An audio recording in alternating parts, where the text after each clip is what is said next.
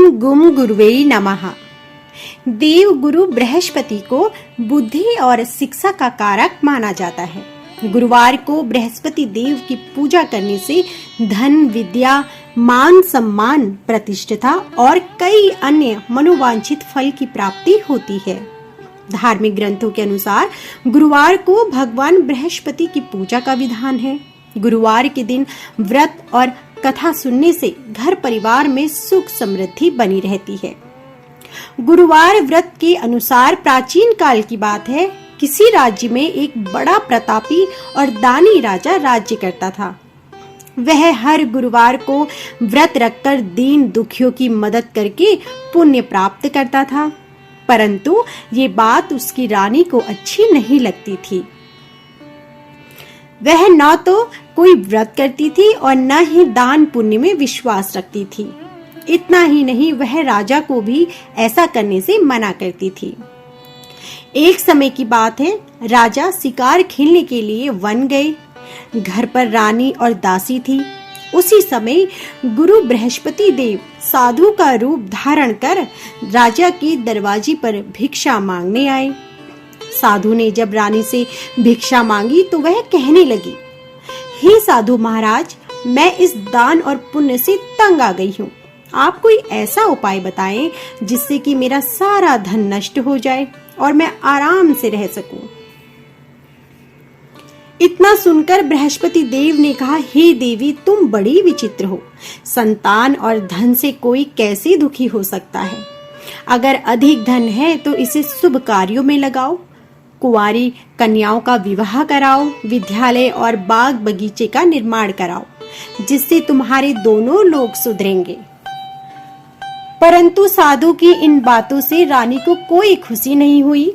उसने कहा कि मुझे ऐसे धन की आवश्यकता नहीं है जिसे मैं दान में दूं और जिसे संभालने में मेरा सारा समय नष्ट हो जाए। तब साधु ने कहा, अगर तुम्हारी ऐसी ही इच्छा है तो मैं जैसा तुम्हें बताता हूँ तुम वैसा ही करना। गुरुवार के दिन तुम घर को गोबर से लीपना, अपने बालों को पीली मिट्टी से धोना, राजा से हजामत बनाने को कहना, भोजन में मांस मदिरा का प्रयोग करना, कपड़े धोबी के यहाँ धुलने देना। इस प्रकार 7 बृहस्पतिवार करने से तुम्हारा समस्त धन नष्ट हो जाएगा। इतना कहकर साधु के रूप में बृहस्पति देव जी अंतर्ध्यान हो गए। साधु के अनुसार कही बातों को पूरा करते हुए रानी को केवल 3 बृहस्पतिवार ही बीते थे कि उसकी समस्त धन संपत्ति नष्ट हो गई। भोजन के लिए राजा का परिवार तरसने लगा।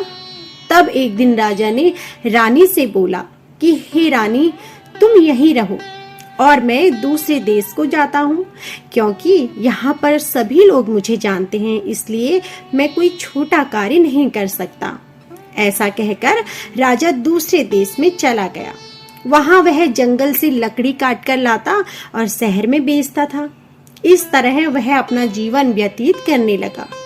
इधर राजा के परदेश जाते ही रानी और दासी बहुत ही दुखी रहने लगे। एक बार जब रानी और दासी को 7 दिन तक बिना भोजन के रहना पड़ा तो रानी ने अपनी दासी से कहा,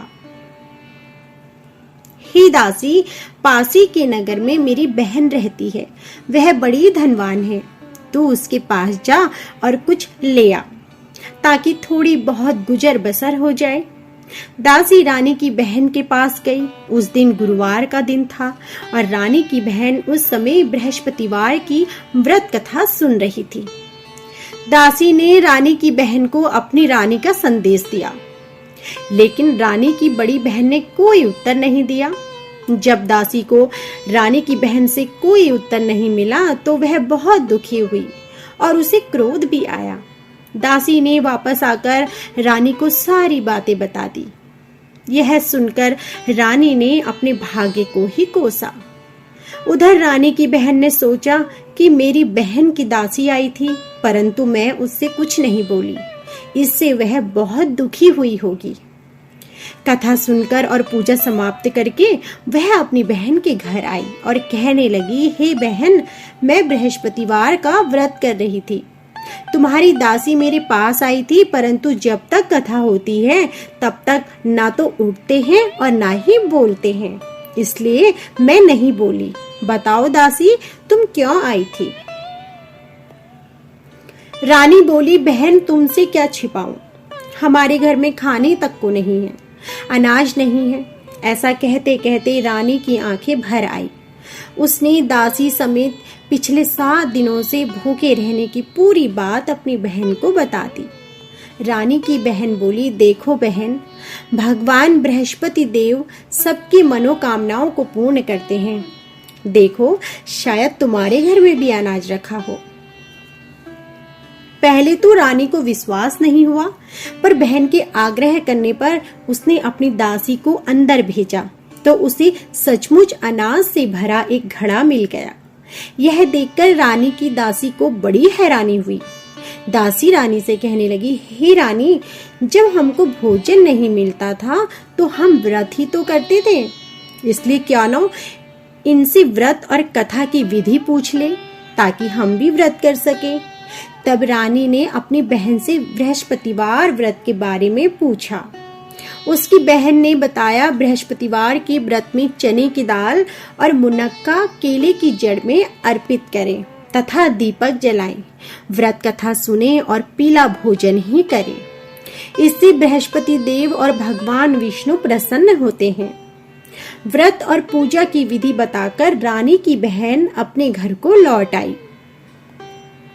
7 दिन के बाद जब गुरुवार आया तो रानी और उसकी दासी ने व्रत रखा। वह घुड़साल में जाकर चना और गुड़ लेकर आई, फिर उससे केले की जड़ तथा विष्णु भगवान जी की पूजा की। अब पीला भोजन की चिंता को लेकर दोनों बहुत दुखी हुए। चूंकि उन्होंने व्रत रखा था, इसलिए बृहस्पति देव उनसे प्रसन्न थे। वह एक साधारण व्यक्ति का रूप धारण कर 2 थालों में पीला भोजन दासी को दे गए। भोजन पाकर दासी प्रसन्न हुई और फिर रानी के साथ मिलकर भोजन ग्रहण किया। उसके बाद वह सभी गुरुवार को व्रत और पूजा करने लगी। बृहस्पति देव जी की कृपा से उनके पास फिर से धन संपत्ति आ गई, परंतु रानी फिर से पहले की तरह आलस्य करने लगी। तब दासी बोली, देखो रानी, तुमने पहले भी इस प्रकार आलस्य किया था। तुम्हें धन रखने में कष्ट होता था, इस कारण सभी धन नष्ट हो गया, और अब जब देव बृहस्पति की कृपा से धन मिला है तो तुम फिर से आलस्य होने लगा है। रानी को समझाते हुए दासी कहती है कि बड़ी मुसीबतों के बाद हमने ये सब धन पाया है, इसलिए हमें दान पुण्य करना चाहिए, भोगों को भोजन कराना चाहिए और धन को शुभ कार्यों में खर्च करना चाहिए। इससे तुम्हारे कुल का यश बढ़ेगा और स्वर्ग की प्राप्ति होगी और पितृ प्रसन्न होंगे। दासी की बात मानकर रानी अपना धन शुभ कार्यों में खर्च करने लगी। इससे पूरे नगर में उसका यश बढ़ने लगा। बृहस्पतिवार व्रत कथा के बाद श्रद्धा के साथ आरती की जानी चाहिए। इसके बाद प्रसाद बांटकर उसे ग्रहण करना चाहिए। बृहस्पतिवार के दिन सूर्योदय से पहले ही उठे और नित्य कर्म से निवृत्त होकर पीले रंग के वस्त्र धारण करें। इसके बाद पूरे घर में गंगा जल छिड़के। इसके बाद पूजा घर में श्री हरि विष्णु की मूर्ति या चित्र स्थापित करें। फिर पीले रंग के गंध पुष्प और अक्षत चढ़ाएं। इसके बाद चना, गुड़ और मुनक्का चढ़ाकर विधि विधान से पूजन शुरू करें। इसके बाद धर्मशास्त्र, ज्ञान विज्ञान पराग विविधा चित्त देवाचार्य नमस्तुते मंत्र का जाप करें। इसके बाद ही व्रत की कथा पढ़ें। कथा पढ़ने के बाद केले के पेड़ में जल चढ़ाएं। गुरुवार का व्रत करने से व्यक्ति की सभी मनोवांछित इच्छाएं पूर्ण होती हैं। तो यह थी हमारी आज की बृहस्पतिवार व्रत कथा तथा पूजन विधि। यदि आपको हमारी यह वीडियो पसंद आई हो तो हमारी वीडियो को लाइक करना ना भूलें।